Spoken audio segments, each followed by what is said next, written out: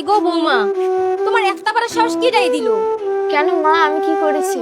কেটাই কইছে তোমার এখানে রান্না করতা? আপনি ঘুমাচ্ছিলেন দেখে আমি ভাবলাম রান্নাটা সেরে নেই। 2 দিন পর হইব তোমার বাচ্চা, আর তুমি রান্না করে আমার নাতির ক্ষতি করবা? আজকে পর থেকে তোমার রান্না করা লাগবে না, রান্না প্রতিদিন আমি করবো। উঠো তুমি, সাবধানে। আর শোনো, রুমে যা রেস্ট নিবা, আর ফ্রিজে ফল আছে, ফল কেটে খাইবা, ঠিক আছে? যাও।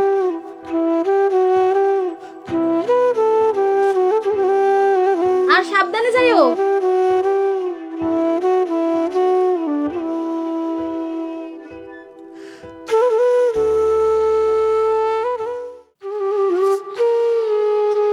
বৌমা, কি করতেছো তুমি? মা, শুধু আপনিই কি একা একা সব কাজ করবেন? আমি কি টুকটাক কাজও করতে পারবো না? এই কাজেরই টুকটাক বলে?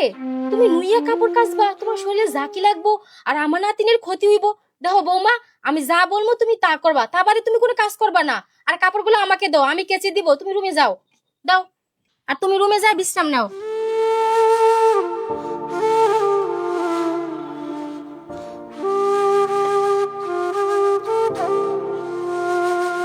কি গো, তোমার মাই তো আমারে কোনো কাজই করতে দিচ্ছে না, সব উনি একা একাই করছে।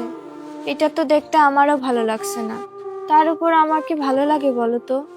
আরে আমার মা তো তোমাকে নিজের মেয়ের মতো মনে করে, এই জন্য তো তোমাকে কোনো কাজ করতে দেয় না। আর আমার মা খুব ভালো করেই জানে মেয়েদের এই সময়টা কত কষ্টের, কত বেদনার হয়। আমার মায়ের মতো মা তুমি কোথাও পাবে না। তুমি ঠিকই বলেছো, উনি আমাকে আমার মায়ের থেকেও বেশি ভালোবাসে।